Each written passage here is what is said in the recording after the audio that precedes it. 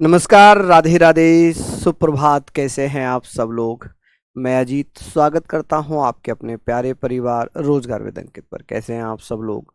हम लोग बात कर रहे थे दिल्ली सल्तनत की, और दिल्ली सल्तनत में हमने कल कुतुबुद्दीन ऐबक पढ़ा, कुतुबुद्दीन ऐबक के साथ आराम शाह पढ़ा। आज हम लोग इल्तुतमिश पढ़ेंगे, रजिया सुल्ताना पढ़ेंगे, बलबन पढ़ेंगे। यानी कि आज हम इसको ख़त्म कर लेंगे और आज हम पीडीएफ से पढ़ेंगे, क्योंकि ये बड़ा चैप्टर है। मैं हाथ से एक एक राजा को लिखवाऊंगा, तो इसमें 3 राजा हैं, 3 शासक हैं, तो उनको कंप्लीट करा पाना पॉसिबल नहीं है। हालांकि पीडीएफ से आप लोगों के लिए बहुत इम्पोर्टेंट रहता है, आपको रिवीजन का भी टाइम मिलता है। आपको मैं यहाँ पर रिवाइज भी कराता हूँ नेक्स्ट स्लाइड पर। एक स्लाइड पर पढ़ाने के बाद, समझाने के बाद दूसरी स्लाइड आप लोगों के रिवीजन की होती है, तो आप लोग अच्छे से पढ़ लेंगे, मेहनत करेंगे तो सभी लोग आ जाइए। देखिए, हम लोग बात कर रहे थे जब इल्तुतमिश राजा बना। हालांकि 1210 में आराम शाह राजा बना था, ये हमने पढ़ लिया था कि 1210 में आराम शाह कुतुबुद्दीन ऐबक के बाद उसका उत्तराधिकारी बना। लेकिन दिल्ली के अमीरों ने क्या किया कि आराम शाह को अपना बादशाह मानने से मना कर दिया, और यही कारण रहा कि दिल्ली के अमीरों ने इल्तुतमिश, जो कि उस समय बदायूं का सूबेदार, बदायूं का गवर्नर हुआ करता था, उसको इनविटेशन भेजा कि आप दिल्ली आइए, दिल्ली पर राज करिए, हम आपको अपना बादशाह स्वीकार करते हैं। तो यही कारण था कि इल्तुतमिश ने अपने ब्रदर इन लॉ यानी कि अपने साले साहब पर हमला कर दिया और दिल्ली सल्तनत पर कब्जा कर लिया। क्या कर लिया? कब्जा कर लिया। तो आप सभी लोग जुड़ जाएंगे कि दिल्ली सल्तनत पर इल्तुतमिश कहाँ, कब से कब तक राजा रहता है। आप कहेंगे सर, इल्तुतमिश ने 1211 से लेकर 1236 तक शासन किया। हालांकि कहीं कहीं 1210 दिया हुआ है कि 1210 से लेकर 1236 तक शासन किया है। हम लोग बात करेंगे कि सर 1211 से लेकर 1236 तक इल्तुतमिश ने शासन किया। अब इल्तुतमिश को क्या कहते हैं? इल्तुतमिश को गुलामों का गुलाम कहते हैं। कि सर इल्तुतमिश को गुलामों का गुलाम कहा जाता है, स्लेव ऑफ स्लेव्स कहते हैं। क्यों? क्योंकि कुतुबुद्दीन ऐबक गौरी का गुलाम था, गौरी का गुलाम कुतुबुद्दीन ऐबक था, और ऐबक का गुलाम इल्तुतमिश था। यानी कि गुलाम का गुलाम, गुलाम कौन था? ऐबक, और ऐबक का गुलाम कौन था? इल्तुतमिश। ठीक है, तो आप कहेंगे सर इल्तुतमिश किसका गुलाम था? तो इल्तुतमिश किसका गुलाम था? ऐबक का गुलाम था। लेकिन कुतुबुद्दीन ऐबक ने इल्तुतमिश को कहाँ का गवर्नर बनाया था? सूबेदार का। कहाँ का सूबेदार या गवर्नर बनाया था? बदायूं का। तो इल्तुतमिश कहाँ का गवर्नर था? बदायूं का गवर्नर था। कहाँ का? बदायूं का गवर्नर था। इल्तुतमिश किसका गुलाम था? ऐबक का गुलाम था। किसका गुलाम था जी? ऐबक का गुलाम था। अब इल्तुतमिश ने अपनी राजधानी किसको बनाया? इंपॉर्टेंट है, दिल्ली सल्तनत का पहला शासक जिसने अपनी राजधानी दिल्ली को बनाया था। किसको बनाया था? दिल्ली को बनाया था। आप कहेंगे भैया हाथ की पीडीएफ मिलती है आपको, यहाँ पर मैं इससे पढ़ा रहा हूँ, लेकिन आपको हैंड रिटन पीडीएफ भी मिलती है, जो हमारे ही टीम के द्वारा पीडीएफ बनाई जाती है, वो आपके लिए अपलोड हो जाती है। तो आप कहेंगे सर बदायूं का, कि ये बताएं इल्तुतमिश को ऐबक ने कहाँ का सूबेदार या गवर्नर बनाया था? आप कहेंगे सर कुतुबुद्दीन ऐबक ने इल्तुतमिश को बदायूं का गवर्नर नियुक्त किया था। इल्तुतमिश ही दिल्ली सल्तनत का पहला शासक है जिसने अपनी राजधानी दिल्ली को बनाया था। इसी कारण इल्तुतमिश को दिल्ली सल्तनत का वास्तविक संस्थापक कहा जाता है। यही कारण है कि इल्तुतमिश को रियल फाउंडर ऑफ दिल्ली सल्तनत किसे कहा जाता है? इल्तुतमिश को कहा जाता है। किसको? इल्तुतमिश को कहा जाता है। चलिए हम लोग यहाँ पर बात करेंगे, सर ये बताइए कि इल्तुतमिश ने कब से कब तक शासन किया? आप मेरे साथ बोलेंगे सर 1211 से लेकर 1236 तक। कब से कब तक रूल किया था? 1211 से लेकर 1236 तक इल्तुतमिश ने शासन किया। इल्तुतमिश को क्या कहा जाता है? गुलामों का गुलाम कहते हैं। क्या कहते हैं जी इसको? गुलामों का गुलाम कहते हैं। क्या कहते हैं? गुलामों का गुलाम कहते हैं। ठीक है जी, क्या कहते हैं? गुलामों का गुलाम कहते हैं। इल्तुतमिश किसका गुलाम था? इल्तुतमिश किसका गुलाम था? तो कुतुबुद्दीन ऐबक का। कुतुबुद्दीन ऐबक ने इल्तुतमिश को कहाँ का गवर्नर बना दिया था? तो बदायूं का। बदायूं कहाँ पड़ता है? उत्तर प्रदेश के मुरादाबाद जिले के पास भैया बदायूं पड़ता है। ठीक है जी, चलिए अब हम लोग बात कर रहे हैं कि भैया दिल्ली सल्तनत को अपना दिल्ली सल्तनत की राजधानी दिल्ली को किसने बनाया था? तो Iltutmish was the first ruler to make the capital of Delhi. Delhi को अपनी राजधानी बनाने वाला दिल्ली सल्तनत का पहला शासक था कौन? इल्तुतमिश। और इसी कारण इल्तुतमिश को दिल्ली सल्तनत का वास्तविक संस्थापक कहा जाता है, रियल फाउंडर कहा जाता है। आई होप आप लोगों ने ये 4-5 लाइन थी वो लिख ली होंगी। चलिए 1290 तक रहा। इल्तुतमिश कहाँ से आया? ये क्या बात कर रहे हैं भैया? ये किस वंश का था? ये गुलाम वंश का ही शासक है। माय डियर, कि ये गुलाम वंश में ही चल रहा है। अभी आपने शायद थंबनेल नहीं देखा, अभी गुलाम वंश ही चल रहा है। अभी गुलाम वंश चलेगा 1290 तक। 1290 से आगे चलेंगे हम किसमें? खिलजी वंश में। 1290 में जो अंतिम शासक था वो शमसुद्दीन कैमुर्स था। कौन था? शमसुद्दीन कैमुर्स था। चलिए हम बात करेंगे कि इल्तुतमिश को क्या कहते थे। तो आप बताइए भैया, इसे गुलामों का गुलाम कहते हैं। क्या कहते हैं? गुलामों का गुलाम कहा जाता है।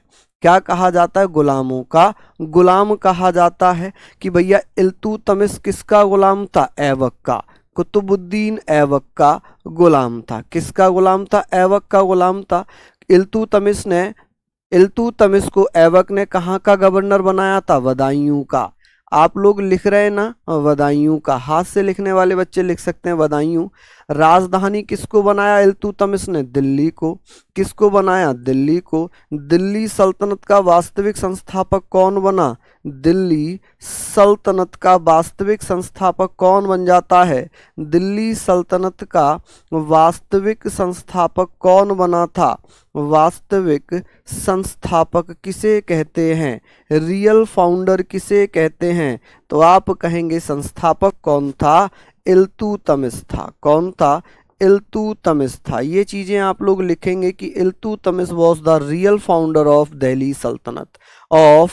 सल्तनत। ठीक है जी, चलिए बहुत बढ़िया, ये आप लोग नोट डाउन कर लीजिएगा। ठीक है, तो हमने हाथ से भी लिख लिया। मान लीजिए जो यहाँ नहीं लिख पाए होंगे वो यहाँ लिख लेंगे, क्योंकि यहाँ तो मैंने हाथों से ही लिखा है। ठीक है जी, चलिए तो इसको एक बार आप लोग फिर से याद कर लें कि इल्तुतमिश कौन था? तो ये गुलाम वंश का शासक था। ये कौन था? ये गुलाम वंश का शासक था। किसका? गुलाम वंश का शासक था। ठीक है जी, चलिए आगे बात करते हैं। इक्ता प्रथा का प्रचलन किसने किया था? इक्ता प्रथा क्या होती है? पहले हमें ये समझ में आना चाहिए कि इक्ता प्रथा होती क्या है। तो इक्ता प्रथा का मतलब क्या है? इक्ता प्रथा का मतलब होता है कि भैया जमींदारों को सामंतों को जमीन बांटना। ठीक है, जब सामंतों को जमीन बांट दी, जो इसके सरदार हुआ करते थे उनको जमीन बांट दी थी इसने, उस प्रथा को कहा गया इक्ता प्रथा। क्या कहा गया? इक्ता प्रथा। सर ये किसका दामाद था? तो ये कुतुबुद्दीन ऐबक ने ही इसे अपना दामाद बना लिया था। ठीक है, कुतुबुद्दीन ऐबक ने ही इसको अपना दामाद बना लिया था। हम बात करेंगे इक्ता प्रथा का प्रचलन किसने किया था? इक्ता सिस्टम किसने चलाया था? इल्तुतमिश ने। इल्तुतमिश ने चालीसा दल की स्थापना की थी, जिसे हम तुर्कान ए चहलगानी के नाम से जानते हैं। ये जो चालीसा दल था, इसमें 40 अमीरों का एक समूह होता था। 40 अमीरों का समूह था। 40 अमीरों का समूह था, जिसमें भैया 40 अमीर होते थे। समूह था 40 अमीरों का एक दल जिसकी स्थापना इल्तुतमिश ने की थी। किसने की थी? इल्तुतमिश ने की थी। आप कहेंगे सर 40 दल की स्थापना किसने की थी? इल्तुतमिश ने की थी। अब इल्तुतमिश के पद को मान्यता मिलेगी। दिल्ली सल्तनत का पहला वैधानिक सुल्तान इल्तुतमिश बनेगा। क्यों? क्योंकि 1229 में इल्तुतमिश के पद को बगदाद के खलीफा ने भैया मान्यता दी थी। ऐसे क्वेश्चन आएगा, दिल्ली सल्तनत में सुल्तान पद की सर्वप्रथम मान्यता किसके द्वारा दी गई थी? तो खलीफा के द्वारा। कौन थे खलीफा? तो बगदाद के आप कहेंगे बगदाद के भैया एक खलीफा हुआ करते थे जिनके द्वारा ये मान्यता दी गई थी। बगदाद के खलीफा द्वारा 1229 में पद की मान्यता दे दी गई और एक उपाधि दी गई सुल्तान ए आजम की। कौन सी? सुल्तान ए आजम। सुल्तान ए आजम इल्तुतमिश दिल्ली सल्तनत का प्रथम शासक बना जिसने सुल्तान की उपाधि धारण की। इल्तुतमिश प्रथम शासक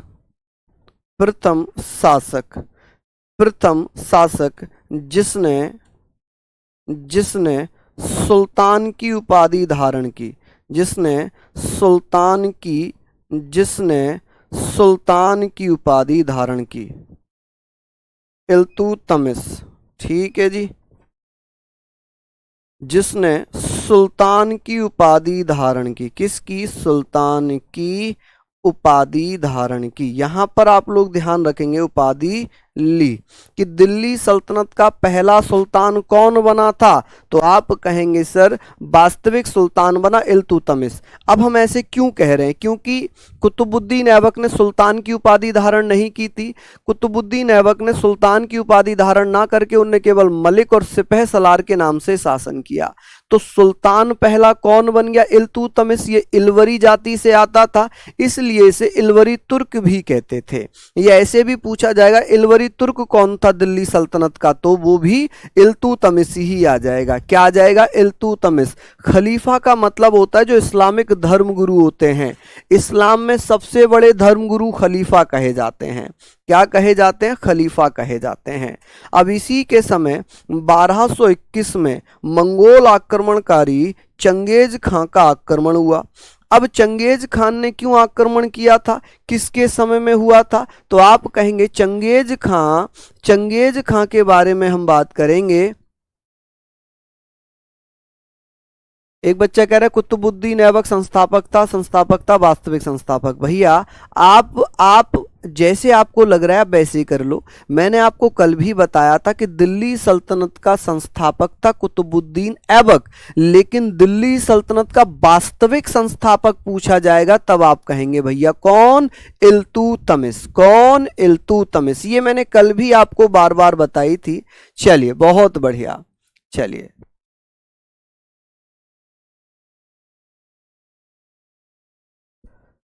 चलिए बहुत बढ़िया, शानदार, लाजवाब। तो यहाँ पर हम लोग बात करेंगे, ये सारी चीज़ों को हम लोग पढ़ रहे हैं, इसके बारे में हम लोग सारी चीज़ों पर चर्चा कर रहे हैं। आप लोगों ने पढ़ लिया होगा भैया। चलिए हम लोग बात करेंगे। नमस्कार भैया नीतीश। चलिए लिख लिया, एक बार फिर से बता दूं कि इक्ता प्रथा किसने चलाई थी? इल्तुतमिश ने। 40 दल की स्थापना किसने की थी? इल्तुतमिश ने।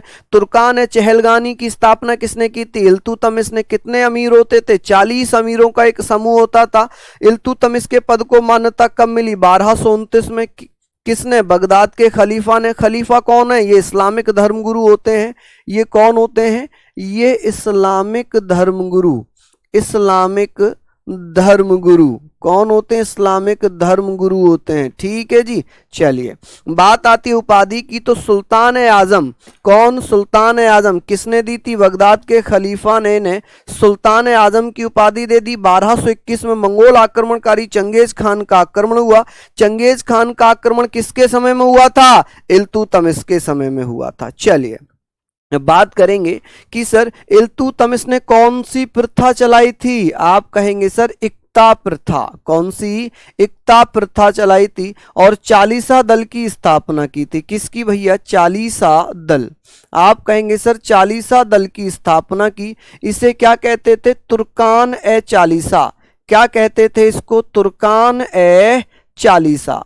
क्या कहा जाता था? तुर्कान ए चालीसा कहा गया। ठीक है, जिसमें 40 अमीरों का दल था। पद को मान्यता कब मिल गई? 1229 में। 1229 में बगदाद के खलीफा द्वारा, बगदाद, आप कहेंगे बगदाद के खलीफा द्वारा, भैया क्या हो जाती है? बगदाद के खलीफा द्वारा पद को मान्यता मिल गई। किसके द्वारा? बगदाद के खलीफा द्वारा। उपाधि की बात करें तो आप कहेंगे सर सुल्तान ए आजम, सुल्तान ए आजम। कि सुल्तान ए आजम या सुल्तान की उपाधि धारण करने वाला दिल्ली सल्तनत का पहला शासक कौन था? इल्तुतमिश था। भैया 1221 में, 1221 में मंगोल आक्रमणकारी चंगेज खान ने आक्रमण किया था। किसने? चंगेज खान ने आक्रमण किया था। किसका आक्रमण हुआ था? चंगेज खां का आक्रमण हुआ था। बताओ जल्दी से, क्या इतना आप लोग लिख लेंगे कि इक्ता प्रथा का प्रचलन किसने किया था? इल्तुतमिश ने। चालीसा दल की स्थापना किसने की थी? इल्तुतमिश ने। चालीसा दल को क्या कहा गया? तुर्कान ए चालीसा, जिसमें 40 अमीरों का दल हुआ करता था। ठीक है, पद की मान्यता किसने दी थी? तो आप कहेंगे 1229 में बगदाद के खलीफा ने।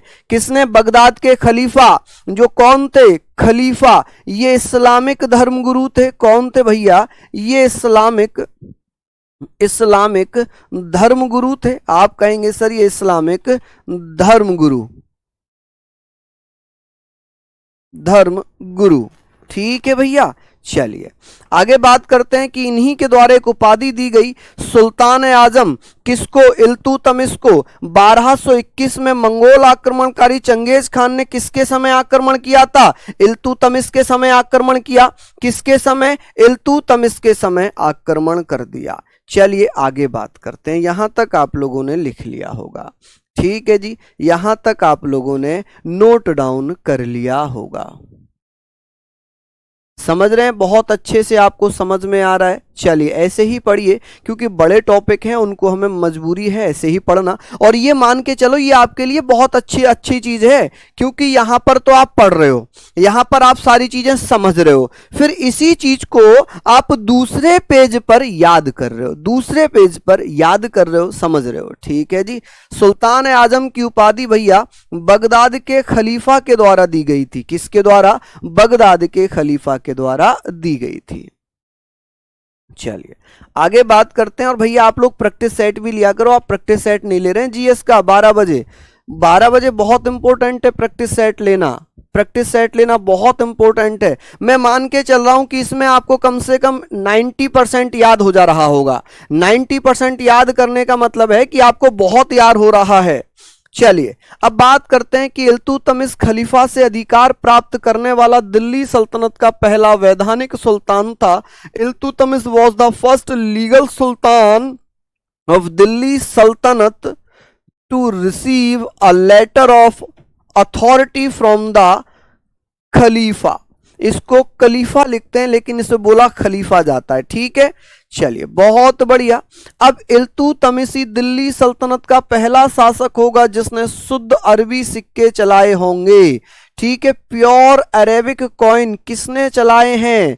तो आप कहेंगे दिल्ली सल्तनत में सोने के सिक्के या शुद्ध अरबी सिक्के, माफी चाहूंगा अरेबिक कॉइन है, तो प्योर अरेबिक कॉइन किसने चलाए थे? इल्तुतमिश ने। और ये तुर्क भी था, लेकिन गुलाम वंश में तुर्क शासक था। गुलाम वंश का पहला शासक जिसने शुद्ध अरबी के सिक्के चलाए थे वो कौन था? इल्तुतमिश। नहीं बरसा, फिर काफी है, वही काफी है, उनका आप रिवीजन करते रहिए, उन्हीं का आप रिवीजन करते रहिए। ठीक है जी। हम लोग बात करते हैं, पलक जी धन्यवाद, बहुत बढ़िया। हम बात करेंगे भैया, ये बताइए दिल्ली सल्तनत का प्रथम वैधानिक सुल्तान कौन था? इल्तुतमिश था। क्यों? क्योंकि खलीफा ने उसे अधिकार पत्र दिया था। इल्तुतमिश का एक दरबारी कवि हुआ करता था, प्रसिद्ध दरबारी था, जिसका नाम है मिनहाज उस सिराज। मिनहाज उस सिराज किसके दरबार में रहता था? इल्तुतमिश के दरबार में। और इल्तुतमिश के दरबार में उसने एक पुस्तक लिखी थी, तबकात ए नासरी। बहुत इंपॉर्टेंट है, तबकात ए नासरी पुस्तक के लेखक कौन हैं? तो आप कहेंगे मिनहाज उस सिराज के द्वारा तबकात ए नासरी लिखी गई है। कि तबकात ए नासरी पुस्तक के लेखक कौन हैं? मिनहाज उस सिराज किसके दरबार में थे? इल्तुतमिश के। इल्तुतमिश ही दिल्ली सल्तनत का प्रथम वैधानिक सुल्तान था जिसने चालीसा दल की स्थापना की थी। ठीक है माय डियर, चलिए बहुत बढ़िया। एसएससी के सारे एग्जाम, स्टेट के सारे एग्जाम जिसमें हिस्ट्री आती है, वनडे सभी एग्जाम इससे कवर होंगे।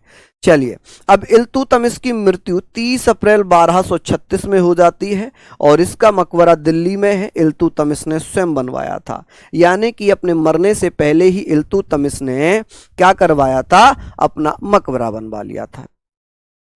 तो हम बात करेंगे सर इल्तुतमिश की मृत्यु कब हो गई? तो 30 अप्रैल 1236 में इल्तुतमिश की मृत्यु हो गई, लेकिन मरने से पहले ही उसने अपना उत्तराधिकारी, अपना सक्सेसर अनाउंस कर दिया था, जिसका नाम है रजिया सुल्ताना। रजिया सुल्ताना इल्तुतमिश की बेटी थी। इल्तुतमिश के जो बेटे थे वो अयोग्य थे। वो कौन थे भैया? वो अयोग्य थे। इस कारण इल्तुतमिश ने अपनी बेटी को ही अपना उत्तराधिकारी, सक्सेसर अनाउंस कर दिया था।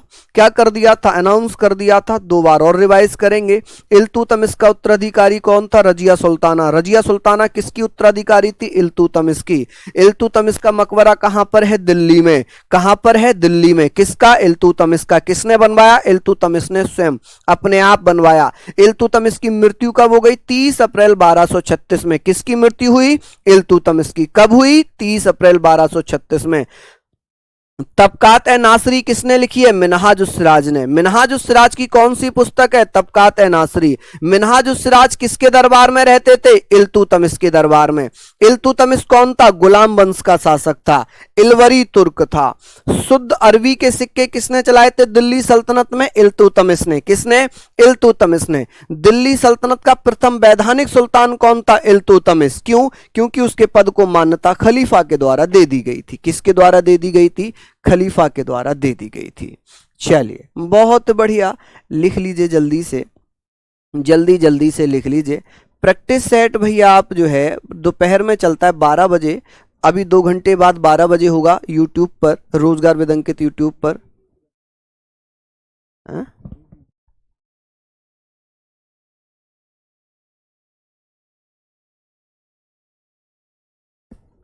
12 बजे लिखता हूं। चलिए लिख लिया होगा आप लोगों ने इसको। अब बात करते हैं इल्तुतमिश खलीफा से अधिकार प्राप्त करने वाला दिल्ली सल्तनत का प्रथम वैधानिक सुल्तान था। कौन था जी? पहला वैधानिक सुल्तान बना था, लीगल सुल्तान था। कौन था भैया? वैधानिक सुल्तान बना था, याद रखेंगे। अब इसने क्या किया? शुद्ध अरबी के सिक्के जारी किए। शुद्ध अरबी सिक्के जारी किए। इल्तुतमिश के द्वारा शुद्ध अरबी सिक्के जारी किए। इसके दरबार में कौन रहता था? मिनहाज उस सिराज। आप कहेंगे सर मिनहाज उस सिराज, मिनहाज उस सिराज, सिराज। ठीक है जी। इनकी कौन सी रचना है? तो तबकात ए नासरी। आप कहेंगे तबकात ए नासरी। किसने लिखी थी भैया ये? तो आप कहेंगे सर तबकात ए नासरी। तबकात ए नासरी किसने लिखी है भैया? तबकात ए नासरी। तो ये लिखे मिनहाज उस सिराज ने। मृत्यु कब हो गई थी इसकी? तो मृत्यु हो गई थी 30 अप्रैल 1236 में। 30 अप्रैल 1236 में मृत्यु हो जाती है। मकबरा कहां पर है? दिल्ली में। किसने बनवाया था? इल्तुतमिश ने स्वयं बनवाया था। किसने बनवाया था भैया ये मकबरा? तो आप कहेंगे इल्तुतमिश ने स्वयं बनवाया था। इल्तुतमिश ने स्वयं बनवाया था। उत्तराधिकारी कौन था इसका? रजिया सुल्ताना। कौन? रजिया सुल्ताना। रजिया सुल्ताना कौन थी? रजिया सुल्ताना बेटा इसकी पुत्री थी, इसकी पुत्री थी। ठीक है, क्या यहां तक आपको याद हुआ? क्या यहां तक आप लोगों को याद हुआ क्या? चलिए बहुत बढ़िया, लिख लिया। देखिए सभी बच्चे कह रहे हैं सर अब तो मजा आ रहा है, पहले पीडीएफ से समझ में नहीं आता था, अब पीडीएफ से बड़ा मजा आ रहा है। मैं सोचती थी कि पीडीएफ से नहीं समझ पाएंगे, लेकिन अब पढ़ने पर लग रहा है कि पीडीएफ ही अच्छा है, क्योंकि हमें रिवीजन का समय भी मिल जा रहा है और नेक्स्ट स्लाइड पर रिवीजन कराने से हमें 100% याद हो रहा है। अरे वाह, बहुत बढ़िया, शानदार। ऐसे ही तो चाहिए, यही तो लगन चाहिए भैया, बिल्कुल यही लगन तो चाहिए आप लोगों की। नेक्स्ट हम चलते हैं रजिया सुल्ताना पर। रजिया सुल्ताना 1236 से लेकर 1240 तक शासन करती है। 1236 से लेकर 1240 तक क्या करती है जी, शासन करती है। यहाँ पर हम लोग बात कर लेंगे, ठीक है जी। चलिए, बहुत बढ़िया। चलिए, हम लोग बात कर रहे हैं कि दिल्ली सल्तनत की पहली महिला शासिका कौन थी? रजिया सुल्ताना। रजिया सुल्ताना किसकी बेटी थी? तो रजिया सुल्ताना किसकी बेटी थी? हाँ, रजिया सुल्ताना किसकी बेटी थी बेटा? तो आप कहेंगे इल्तुतमिश की बेटी थी। रजिया ने भैया पर्दा प्रथा का त्याग कर दिया। रजिया दरबार में कुबा कबा, जो लॉन्ग कोट होते हैं ना, बड़े बड़े कोट होते हैं, जेंट्स कोट होते हैं, और कुल्हा मतलब टोपी पहनकर दरबार में आने लगी। पहनकर दरबार में आने लगी। कहाँ पर? दरबार में आने लगी। आप कहेंगे दरबार में आने लगी, ऐसे करके आप लोग लिखेंगे दरबार में आने लगी। कि भैया रजिया ने पर्दा प्रथा त्याग कर कुबा कबा कोट और कुल्हा टोपी पहनकर दरबार में आने लगी। हुआ ये कि जब भैया रजिया को सुल्तान नहीं बनाया मृत्यु के बाद, तो रजिया जनता के सामने चली गई लाल वस्त्र पहनकर, और उसने कहा कि आप जनता सर्वोच्च हैं, आपका निर्णय सर्वोच्च होगा, मैं आपकी बेटी आपके बीच में रहकर आपके साथ न्याय करूंगी, क्या आप मुझे अपना राजा स्वीकार करते हैं? इमोशनल कर दिया जनता को रजिया सुल्ताना ने। तो रजिया सुल्ताना को दिल्ली की जनता ने अपना बादशाह, अपनी सुल्ताना स्वीकार कर लिया, अपनी किंग स्वीकार कर लिया, अपनी क्वीन स्वीकार कर लिया। और रजिया सुल्ताना जब राजा बन गई तो उसने पर्दा प्रथा त्याग दिया। पहले क्या होता था, महिलाओं को पर्दे में रखा जाता था, कोई दूसरा पुरुष महिला को देख भी नहीं सकता था। लेकिन रजिया सुल्ताना ने पर्दा प्रथा का त्याग कर दिया। क्या कर दिया? पर्दा प्रथा का त्याग कर दिया। और भैया वो दरबार में कोट, यानी कि कुबा कबा कोट, एक ही बात होती है, जो लॉन्ग कोट होते हैं, कुल्हा मतलब टोपी पहनकर दरबार में आने लग गई।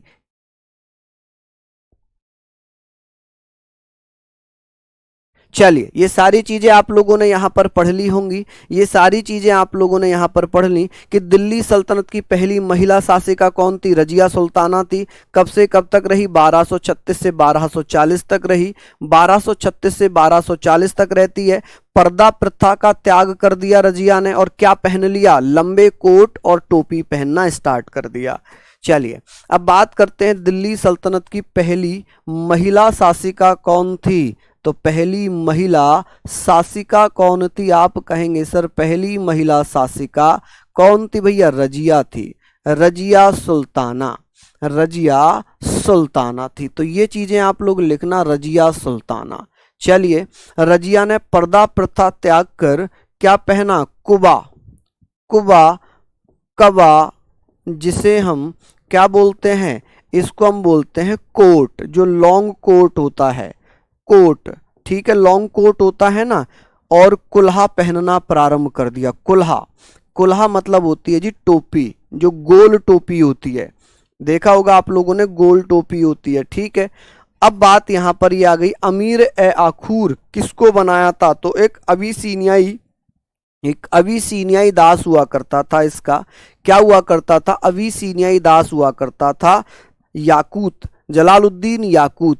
तो जलालुद्दीन याकूत को अमीर ए आखूर, अमीर ए आखूर का मतलब होता है अस्तबल का अध्यक्ष, अस्तबल का अध्यक्ष, अस्तबल का अध्यक्ष, क्या बोलते हैं जी?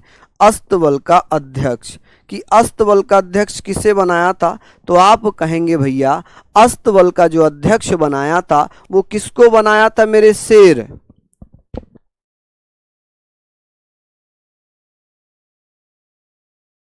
चलिए, बहुत बढ़िया सुनील जी, बहुत शानदार, बहुत बढ़िया, शानदार। हम लोगों ने ये सारी चीजें पढ़ ली, सारी चीजें हम लोगों ने पढ़ ली।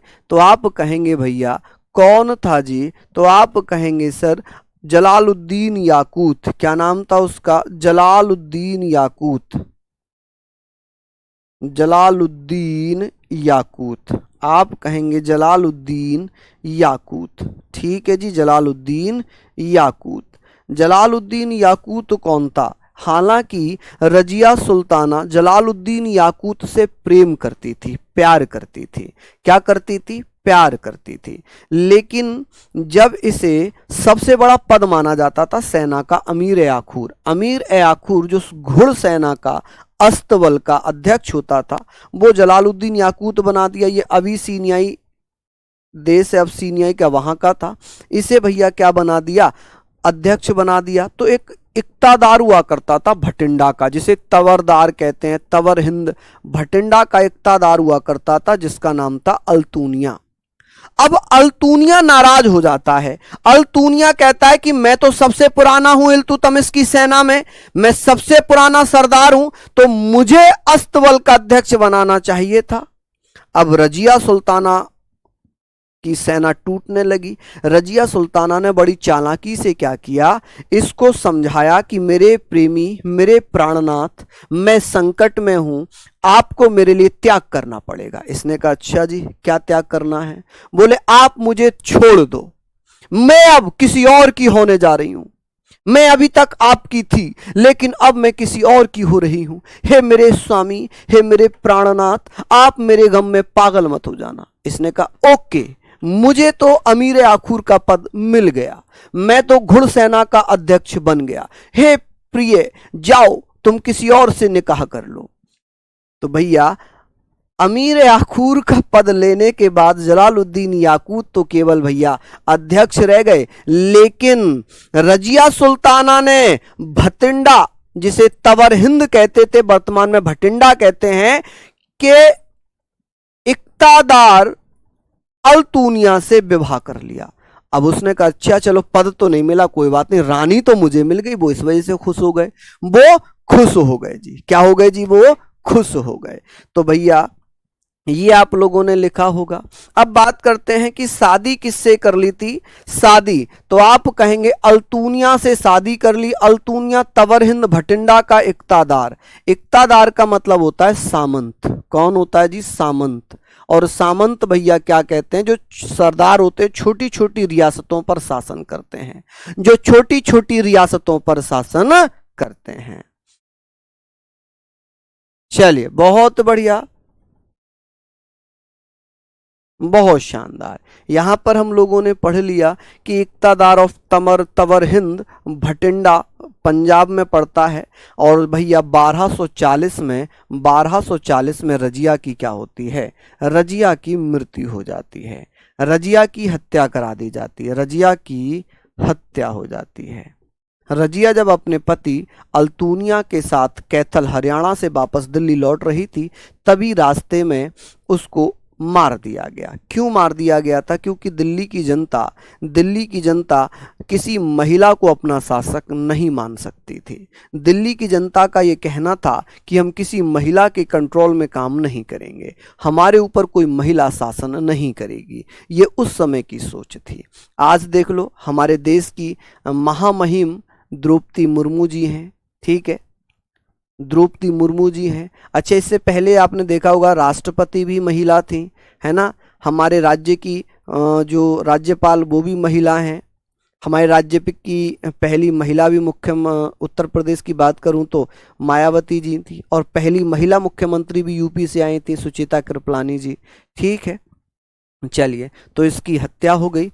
अब भैया ये 1966 तक छोटे छोटे राजा इसमें बने, तो उनको पढ़ने का कोई तात्पर्य है नहीं, वो कभी आता भी नहीं है। हम पढ़ेंगे बलवन। बलवन आएगा 1266 में। 1266 में बलवन आएगा। बलवन भी इलवरी तुर्क था, ठीक है, वो भी इलवरी तुर्क था। चलिए, यहाँ पर हम लोग पढ़ेंगे कि भैया शादी किससे की थी रजिया ने? तो अल्तूनिया से। किससे कर ली थी? अल्तूनिया से शादी कर ली थी। अल्तूनिया कौन था? अल्तूनिया तवर हिंद भटिंडा का इक्तादार था। मृत्यु कब हो गई थी? 1240 ईस्वी में हो गई थी। कहाँ पर? कैथल। और कैथल कहाँ पड़ता है? हरियाणा में। कैथल कहाँ पड़ता है जी? हरियाणा में पड़ता है। ठीक है जी, कहाँ पड़ता है? हरियाणा में पड़ता है कैथल। चलिए बहुत बढ़िया, आगे बात करते हैं। अब हम बात करेंगे गयासुद्दीन बलबन की, कि गयासुद्दीन बलबन, देखिए गयासुद्दीन बलबन 1266 से लेकर 1286 तक रहता है। 1286 तक रहता है। इसका जो रियल नाम था वो बहाउद्दीन था। क्या नाम था? बहाउद्दीन। कि गयासुद्दीन बलबन का जो ओरिजिनल नाम था, जो बचपन का नाम था, बचपन का नाम था, तो उसका नाम क्या था भैया? बहाउद्दीन। क्या नाम था? बहाउद्दीन। इसने चालीसा दल को समाप्त कर दिया। बलबन ने चालीसा दल को क्यों समाप्त किया था? क्योंकि बलबन भी चालीसा दल का ही एक सदस्य हुआ करता था। बलबन को ये पता था कि चालीसा दल अब धीरे धीरे ताकतवर होता जा रहा है, राजा भी चालीसा दल के सलाह पर ही कोई निर्णय लेता है। तो उसे लगा कि अगर चालीसा दल रहा तो राजा की कोई औकात नहीं रह जाएगी, औकात कोई नहीं रह जाएगी। इसलिए बलबन ने चालीसा दल को खत्म कर दिया। बनाया किसने था चालीसा दल? आप कहेंगे इल्तुतमिश ने बनाया था, जबकि बलबन ने समाप्त कर दिया। बलबन ने सिजदा पाबोस प्रथा का प्रचलन किया। ये ईरानी प्रथा है, ईरानियों से लिया था। किससे? ईरानियों से उसने सिजदा और पाबोस, सिजदा मतलब झुककर नमस्कार करना, पाबोस मतलब घुटने पर बैठकर पैर चूमना। ठीक है, कि भैया सिजदा, सिजदा प्रथा में क्या होता था? झुककर राजा को नमस्कार करना, सिजदा करना, और पाबोस का मतलब है राजा के पैरों को चूमना। और उसने नवरोज प्रथा भी प्रारंभ कर दी। ये भी पारसियों का त्योहार होता था, नववर्ष होता था पारसियों का। क्या होता था? नववर्ष होता था पारसियों का। आप कहेंगे कि सर गयासुद्दीन बलबन 1266 से लेकर 1286 तक राजा रहा, इसका रियल नाम था बहाउद्दीन। क्या नाम था? बहाउद्दीन। चालीसा दल को किसने समाप्त किया था? बलबन ने समाप्त किया था। बलबन ने सिजदा और पाबोस प्रथा चलाई थी। किससे ली थी? ईरानियों से, जो पारसी कहलाते हैं। नवरोज पारसियों का नया त्योहार होता है। किसका? पारसियों का। आप कहेंगे सर पारसियों का नववर्ष, नवरोज मतलब पारसियों का नववर्ष होता है, न्यू ईयर होता है। क्या होता है जी? नववर्ष होता है। तो आप कहेंगे भैया नववर्ष। चलिए अब बात आती है उपाधि। उलूंग खां नसरुद्दीन महमूद द्वारा, नसरुद्दीन महमूद जो कि गुलाम वंश का शासक था, उसने ही क्या किया? उलूंग खां को उलूंग खां की उपाधि दे दी। किसको? गयासुद्दीन बलबन को। गयासुद्दीन बलबन को उलूंग खां की उपाधि किसने दी थी? नासरुद्दीन महमूद ने। ये गुलाम वंश का ही राजा रहा है। अब बात करते हैं सर, यहां पर नवरोज प्रथा किससे ली थी? पारसियों से। सिजदा पाबोस प्रथा किससे ली थी? पारसियों से। चालीसा दल को किसने समाप्त किया था? गयासुद्दीन बलबन ने। बलबन का जो नाम था वो क्या था? बहाउद्दीन। बलबन ने कब से कब तक शासन किया? 1266 से 1286 तक। 1266 से 1286 तक। ठीक है भैया। नितिन राज कह रहे हैं सर पीडीएफ से मजा आ रहा है पढ़ने में। डियर सर पीडीएफ से पढ़ाएं। बिल्कुल बिल्कुल, बहुत बढ़िया। बुक का ऑफर तो खत्म हो गया तरुण बालिया जी, बुक तो कल ही था, केवल कल था सुबह 10 से 4 बजे तक। ठीक है जी, चलिए। हाँ जी, चलिए लिख लिया आप लोगों ने भैया, बहुत बढ़िया। यहाँ तक आप लोग इसको लिख लेंगे, यहाँ तक आप लोग इसको लिखेंगे कि बलबन का मूल नाम, बचपन का नाम बहाउद्दीन, चालीसा दल को समाप्त किया। बलबन ने सिजदा पाबोस प्रथा अपनाई, नवरोज प्रथा का प्रचलन किया, उपाधि उलूंग खां, और एक और थी जिल्ले इलाही की। एक उपाधि और थी, यहाँ पर मैं लिख देता हूँ, जिल्ले इलाही। आप कहेंगे कौन सी? जिल्ले इलाही। जिल्ले इलाही, जिल्ले इलाही का मतलब क्या है? ये दूसरी उपाधि हो जाएगी और ये पहली उपाधि हो जाएगी। जिल्ले इलाही का मतलब है ईश्वर की छाया। क्या है? ईश्वर की छाया, शैडो ऑफ गॉड, ईश्वर की छाया, ईश्वर की छाया। देखिए यहां पर हम बात करेंगे जिल्ले इलाही, उलूंग खां, जिल्ले इलाही। बलबन ने उपाधि धारण की थी। बलबन कहता था कि मेरे अंदर दैवीय शक्तियां हैं, जिल्ले इलाही, मेरे अंदर दैवीय शक्तियां हैं, और जब मैं किसी गरीब को देखता हूं, किसी दलित को देखता हूं, तो मेरा हाथ मेरी तलवार पर चला जाता है और मुझे उसकी गर्दन काटने के लिए मेरे खून में उबाल आ जाता है। मतलब गरीबों से नफरत करता था, दलितों से नफरत करता था, कि जब भी मैं किसी किसी तुच्छ प्राणी को देखता हूँ, किसी गरीब को देखता हूँ, किसी दलित को देखता हूँ, तो मेरी तलवार मेरे हाथ में लहराने लग जाती है और उसकी गर्दन कलम करने के लिए मेरे खून में उबाल आ जाता है, मेरे खून में उबाल आ जाता है। ठीक है, तो आप कहेंगे जिल्ले इलाही का मतलब क्या है? ईश्वर की छाया। किसने धारण की थी? बलबन ने। उलूंग खां की उपाधि किसने ली थी? बलबन ने ली थी। किसने? बलबन ने। चलिए, बलबन का मूल नाम क्या था? आप कहेंगे बहाउद्दीन। क्या नाम था? बहाउद्दीन बलबन का मूल नाम था। कि भैया बलबन ने किसको समाप्त किया था? चालीसा दल को समाप्त किया था। किसको? चालीसा दल को समाप्त किया। बलबन से प्रथा का प्रचलन किया था। बलबन ने होगा बेटा, इसमें क्या हो जाएगा? बलबन ने हो जाएगा। बलबन ने भैया किसका? तो आप कहेंगे बलबन ने सिजदा एवं पावोस, सिजदा एवं पावोस प्रथा का प्रचलन किया। पावोस, आप कहेंगे सर पैबोस या पावोस, पावोस प्रथा का प्रचलन किया। ठीक है, यहाँ पर नवरोज प्रथा का प्रचलन किया। किसका? नवरोज प्रथा का प्रचलन किया। ठीक है, उपाधि उलूंग खां की उपाधि धारण की, उलूंग खां की उपाधि धारण की। और भैया किसकी उपाधि धारण कर ली? आप कहेंगे उलूंग खां की उपाधि धारण की थी। और भैया जिल्ले इलाही, किसकी? जिल्ले इलाही की उपाधि धारण की, जिल्ले इलाही। ये सारी चीजें आप लोग यहाँ पर लिखेंगे, जिल्ले इलाही। क्लियर हो गई चीजें? इसको आप लोग पढ़ते हुए चलिए, इसको यहाँ तक आप लोग लिख लीजिएगा। चलिए, बहुत बढ़िया, आगे चलते हैं। बलबन ने अपने साम्राज्य की जानकारी को पुख्ता करने के लिए एक नया विभाग बनाया था। एक नया विभाग बनाया था जिसे भैया क्या नाम दिया था? बलबन ने नाम दिया था भैया कौन सा? वरीद ए मुबालिक। वरीद ए मुबालिक एक गुप्तचर विभाग है जिसकी स्थापना वरीद ए मुबालिक के नाम से बलबन ने एक गुप्तचर विभाग बनाया। गुप्तचर अधिकारियों को उसने वरीद कहा। क्या कहा? वरीद। बलबन ने एक दीवान ए अर्ज सैन्य विभाग की स्थापना की। ठीक है, नगद वेतन देना प्रारंभ कर दिया गुप्तचरों को। किसको? गुप्तचरों को सबसे पहले नगद वेतन देने की प्रथा किसने चलाई थी? तो आप कहेंगे भैया किसने चलाई थी? आप बताएंगे सर नगद वेतन देने की प्रथा गुप्तचरों को किसने स्टार्ट की थी? बलबन ने। कि बलबन, गुप्तचर विभाग का नाम क्या है जिसको बलबन ने बनाया था? वरीद ए मुबालिक। वरीद ए मुबालिक क्या है? गुप्तचर विभाग है, इंटेलिजेंस डिपार्टमेंट। किसने स्टैब्लिश किया था? बलबन ने। और भैया गुप्तचर अधिकारी, इंटेलिजेंस ऑफिसर्स को क्या कहा गया? वरीद कहा गया। कि भैया दीवान ए अर्ज नामक एक सैन्य विभाग किसने बनाया था? बलबन ने। बलबन ने नगद वेतन देना किसको प्रारंभ किया था? गुप्तचरों को। जो डिटेक्टिव्स थे उनको नगद सैलरी दी जाती थी, कैश सैलरी दी जाती थी। शासन की नीति का आधार क्या था? लौह और रक्त नीति। मार काट की नीति किसकी थी? बलबन की। लौह और रक्त की नीति किसने अपनाई थी? बलबन ने अपनाई थी। किसने? बलबन। तो पूछा जाएगा बलबन के शासन की नीति क्या थी? लौह और रक्त की नीति थी। नगद वेतन किसे दिया था? गुप्तचरों को। दीवान अर्ज सैन्य विभाग की स्थापना किसने की थी? बलबन ने। गुप्तचर अधिकारी को क्या कहते थे? वरीद कहते थे। गुप्तचर विभाग को क्या कहा गया? वरीद ए मुबालिक। किसने बनाए हैं ये सब?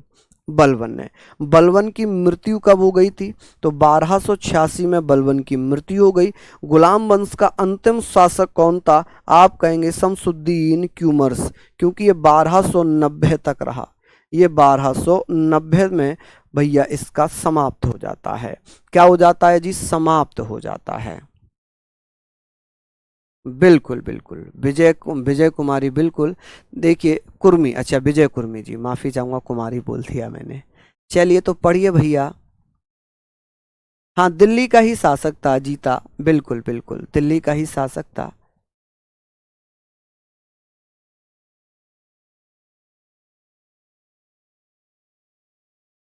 चलिए देखिए, एक बच्चा कह रहा है बुक कब तक? अंकित सर ने एक वीडियो बनाई थी और उसमें कहा था कि 8 से 7 दिन में वो वीडियो डिलीवर हो जाएंगे, है ना? चलिए,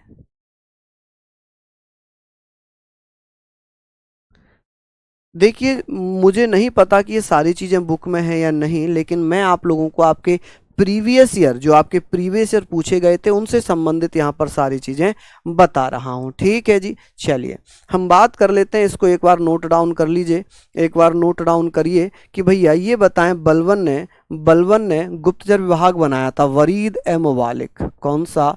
वरीद ए मुबालिक। आप कहेंगे वरीद ए मुबालिक। ठीक है, चलिए गुप्तचर अधिकारी को वरीद कहते थे। क्या कहते थे? वरीद। दीवान ए अर्ज, ये क्या था? ये एक सैन्य विभाग था। ये क्या था? एक सैन्य विभाग था। सैन्य विभाग था।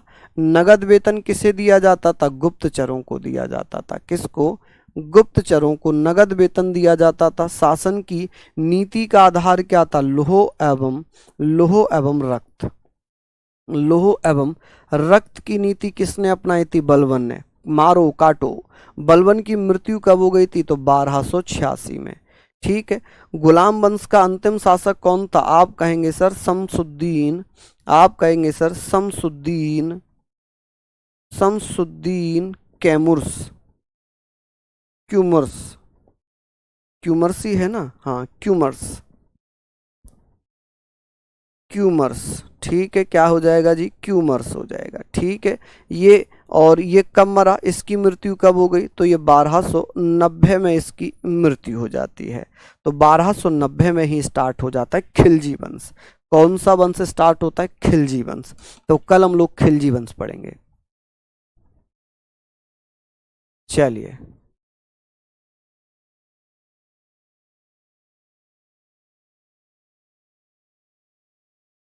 हाँ जी, बहुत बढ़िया, शानदार। देखिए मैं एक चीज़ आपको और बता देता हूँ यहाँ पर, एक चीज़ मैं और बता देता हूँ। कभी कभी आप लोग जो है, बहुत कुछ 1-2% बच्चे हैं जो अपने आप को ज्ञानी समझ बैठते हैं और वो कहते हैं कि हमारे साथ खिलवाड़ हो रहा है, हमारे भविष्य के साथ खिलवाड़ हो रहा है। कोई टीचर, कोई भी अध्यापक, कोई भी संस्था ये नहीं चाहेगी कि उसके बच्चों का सिलेक्शन ना हो। अरे भैया, हम तो दिन रात मेहनत इसीलिए करते हैं कि हमारे बच्चों का ज़्यादा सिलेक्शन हो, तभी तो हमारा नाम होगा। कौन चाहेगा कि हमारा नाम ना हो? कौन चाहेगा कि हमारा रिजल्ट अच्छा ना हो? तो हम मेहनत कर रहे हैं दिन रात। आपको लग रहा होगा कि ये करने में, अरे हाथ से लिखने में ज़्यादा इजी होता है, हाथ से मैं लिख देता हूँ, चला जाता हूँ, इसमें ज़्यादा टाइम रहता है, इसमें आपको समझ में भी आता है और दोबारा से मैं हाथ से भी लिखता हूँ, याद हो जाता है।